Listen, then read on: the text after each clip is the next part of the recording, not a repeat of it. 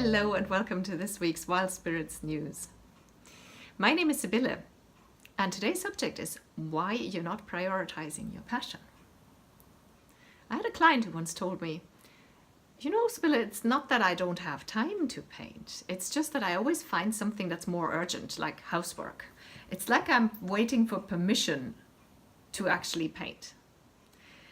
And the word permission struck a chord with me, because that was the root of the problem, and it's actually a fairly common problem. It's like we're sometimes subconsciously waiting for someone to come and give us permission to actually do what lights us up and to prioritize what lights us up in our lives.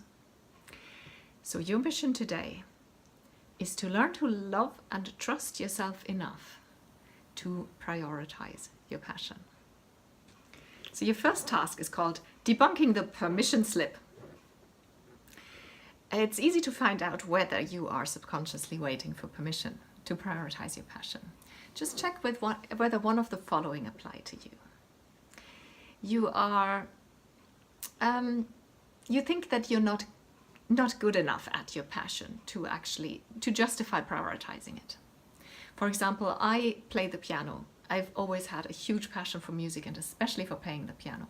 I, however, was never good enough. Even when I was growing up, I was moderately talented, but I was never good enough to become a pianist or anything, right? So I always thought, no, I can't put this front and center, and something else has to be the priority in my life. And it took me a long time to learn that that is not the case. You don't have to be a pro. I mean, if you want to become an Olympic ice skater, then you should be fairly good. But this is about performing in public and about going to the Olympics and getting a medal. This is not about prioritizing your passion. Prioritizing your passion is something that is for you, that happens in your life. It doesn't need anything else. The best criteria to find out whether you should prioritize it is to find out whether it lights you up, and if it lights you up, then you should prioritize it. It does not come at all into play how good you are or how much of a pro you are at the thing that lights you up. Then the second thing is that you think there are more important things to do. If that applies to you, then you might think, yeah, well, my job comes first. So when my job and when all the work is done, then I'll focus on my passion. Or you think my family comes first. So but first I'll always look after the other people in my life, my children, my spouse, my parents, whoever it is. Everybody else comes first. And after that, I will prioritize my passion. Or the third option is that you might think that you might wait for somebody's approval.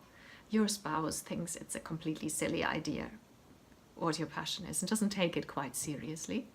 Or you wait for your parents to kind of say, okay, go for it, prioritize this thing.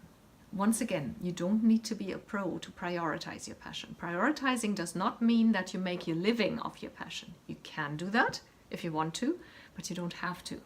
Not in order to put it front and center in your life. Task number 2 is to learn why it's important to give yourself the permission. There is really no outside force that can give you permission to pursue your passion. Like I mentioned before, you know that it's worth pursuing the passion and that you are worthy of pursuing it if that's something that lights you up. If it makes you feel happy and fulfilled, that is your signal, that is your permission. Go for it and prioritize it. It is important that this impulse comes from yourself, from inside yourself, because even if it was possible that somebody else could give you permission, if something comes from the outside, we as human beings are wired to tend to resist it. Then you would suddenly find excuses and resist it. It wouldn't help at all. On the contrary, it would be counterproductive. So learn to find it in yourself to give yourself permission. And that brings me to your third task, which is to learn to love and trust yourself enough to do just that. There are several ways that you can learn how to trust and to love yourself enough to give yourself permission, because if you struggle with that, it usually means that your self-esteem and your sense of self-worth and worthiness are not strong enough. And there are ways to strengthen these things. I'll just give you a few examples. You can choose one or all of them and practice those. one popular way is affirmations. Affirmations actually work. They make you feel silly, but they work. Like in front of a mirror, every day you say affirmations like, I am enough, I'm doing so well.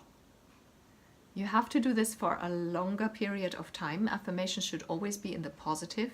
So don't say, it's not true that I'm not good enough. That is, your subconscious will only catch, not good enough.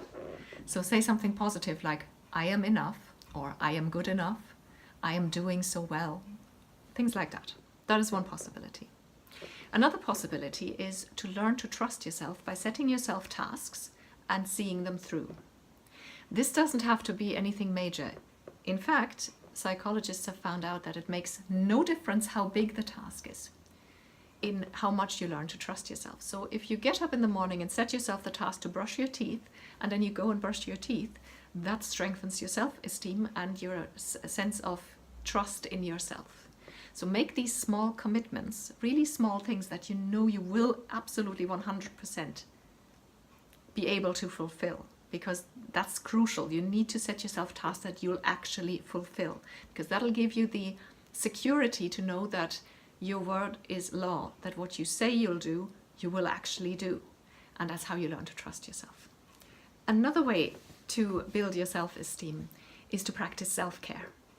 If you take the time and make the effort to look after yourself and look after your own well-being, and this could be in the form of a walk in the forest, or a bath, a scented bath, a bubble bath in candlelight. If you look after yourself, that means you find yourself worthy enough to look after. And that also increases your self-esteem and your sense of self-worth. And another often overlooked way of increasing your self-esteem is to do random acts of kindness on others. Just do something lovely for someone. Do that regularly, make it a habit. It makes you feel good about yourself as well as the other person. It's important that what lights you up is number one in your life. Only then, only if you are completely on fire and completely fulfilled and doing the thing that lights you up, only then can you be your best self for others as well, and can be there for your family, for your friends, and for your loved ones in your job and everywhere else. Your fourth task is, as usual, to let me know. Do you already prioritize your passion? And if you don't, what are you going to do? Which steps are you going to take to give yourself permission to increase your self-love and trust in yourself enough to give yourself permission to prioritize that which lights you up in your life? Hit the reply button on the email that you got the link to the video with and let me know. I'll reply to every email, I promise. If you didn't get the link to the video in an email, that means you're not subscribed to Wild Spirits news yet, and you're not part of the Wild Spirits community. And you should definitely join us. Go to wildspiritscoaching.com, fill in the little form there. You can also do the free life audit on that website. If you fill in the form at the end of the life audit, one of the things that will happen is also that you'll get Wild Spirits news. It's a weekly newsletter, 1 email per week, so it's 100% spam free. You'll get extra articles, recommendations of books and other resources, and sometimes you'll get exclusive offers that only my subscribers get that nobody else ever sees. So go to wildspiritscoaching.com and sign up. You can also Google Wild Spirits Coaching, that'll get you to the website as well. Thank you for watching.